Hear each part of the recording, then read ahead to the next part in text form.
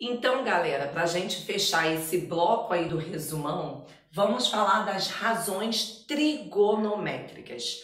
Bom, é importante que vocês memorizem essas fórmulas, né? Eu gosto muito de sempre usar as siglas SOHCAHTOA para facilitar essa memorização. Quem é um seno? É a razão, isto é, a fração entre o cateto oposto dividido pela hipotenusa. Olha o oposto aqui, o O, hipotenusa, H.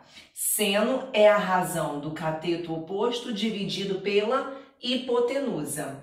Quem é cosseno? É o cateto adjacente dividido pela hipotenusa. Adjacente dividido pela hipotenusa. Por fim, a tangente é a razão do cateto oposto dividido pelo cateto adjacente. Oposto dividido pelo adjacente.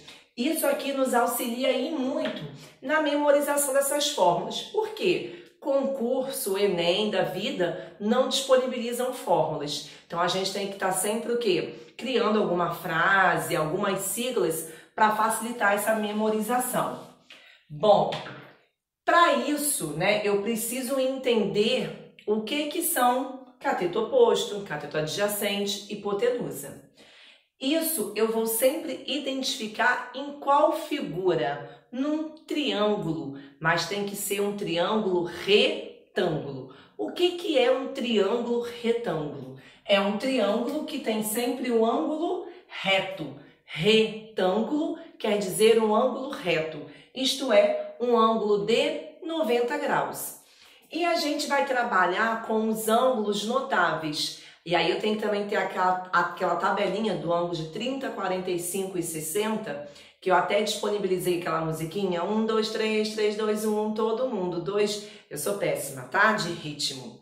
E aí aquela música é também bacana, porque nos auxilia a memorização dos valores dos ângulos notáveis, né? Que é o ângulo de 30 graus, 45 e 60. Aqui eu vou usar somente como exemplo o ângulo de 30 graus, tá? E aí, o ângulo de 30 graus é que vai determinar pra gente quem são os catetos adjacentes e quem é o cateto oposto. Vamos lá. Então, voltando. Triângulo retângulo é que tem um ângulo reto. Os lados que formam um ângulo reto são quem? Vocês se lembram? São os catetos. Então, aqui eu tenho um cateto e esse lado também é um cateto. Eu sempre faço isso com os alunos. Faz o L. Aqui é um cateto e aqui é outro cateto. Quem está à frente desse ângulo reto? É a hipotenusa. Lembrando sempre que a hipotenusa vai ser o maior lado. Então, olha só. Aqui eu já identifiquei que aqui eu tenho um cateto e aqui também eu tenho outro cateto. Quem está à frente do ângulo reto é a hipotenusa. Então, A é a minha hipotenusa, ok? Recapitulando, quem forma o ângulo reto são os catetos. Quem está à frente, hipotenusa. Como que eu classifico agora esses catetos? Em adjacente ou oposto? Pelo ângulo notável. Agora, o ângulo de 30 graus é que vai me dizer quem é o oposto e quem é adjacente. Oposto já fica mais fácil, é o que não faz parte. Como assim? Quem são os lados que formam um ângulo de 30 graus? Esses dois aqui, concordam comigo? O lado que tem medida 6 e o A. Esses dois lados formam um ângulo de 30. Quem que não forma? Esse lado aqui, o B. Então, aqui eu tenho o meu cateto oposto. Voltando. O ângulo de 30 graus, ele é formado por esses dois lados, o 6 e o lado A. Quem não forma é esse, então ele é o oposto. O que é adjacente? Que está colado, que faz parte do ângulo. Então, no caso, se o A é minha hipotenusa, esse cateto aqui só pode ser o cateto adjacente. O problema aqui quer que nós descobramos o valor de A que é a hipotenusa, e do lado B, que é o meu cateto oposto. Bom, eu vou ter que partir para as razões trigonométricas para descobrir o valor de A e de B. Primeiro, eu tenho como usar eles dois? Não, porque são dois valores desconhecidos. Eu tenho sempre que usar um valor que eu conheço com um desconhecido. Como assim? Qual o único valor que eu conheço? Do cateto adjacente. Então, eu vou usar uma fórmula que tenha um cateto adjacente. Seno tem? Não, então eu não posso começar por ele. Eu começo ou pelo cosseno, porque eu tenho um cateto adjacente, mas não tenho a hipotenusa, ou eu começo pela tangente, que eu não tenho o oposto, mas eu sei o valor do adjacente. Vou começar pelo cosseno. Vamos lá. Cosseno de x. X, gente, é o ângulo notável. Então, vai ser cosseno de 30 graus. O que o cosseno diz? Quem é em cima? Cateto adjacente. Quem é o cateto adjacente? 6. Dividido pela hipotenusa, que é A, que é o valor que eu quero descobrir. Eu vou lá na tabelinha e vou consultar. Quanto que é o cosseno de 30 graus? Cosseno de 30 graus eu vou substituir. É raiz de 3 sobre 2. Substituindo o cosseno pelo seu valor. E repito, 6 dividido por A. Ficou o quê? Igualdade entre frações. Sempre irei multiplicar em x. O de cima com o de baixo com o de cima. Ficará como? Raiz de 3 com A, eu vou juntar. Letra com número eu junto. Vai ficar raiz de 3A. 2 vezes 6, 12. Essa raiz está multiplicando, vai vir fazendo o quê? Dividindo. Pode raiz ficar no denominador?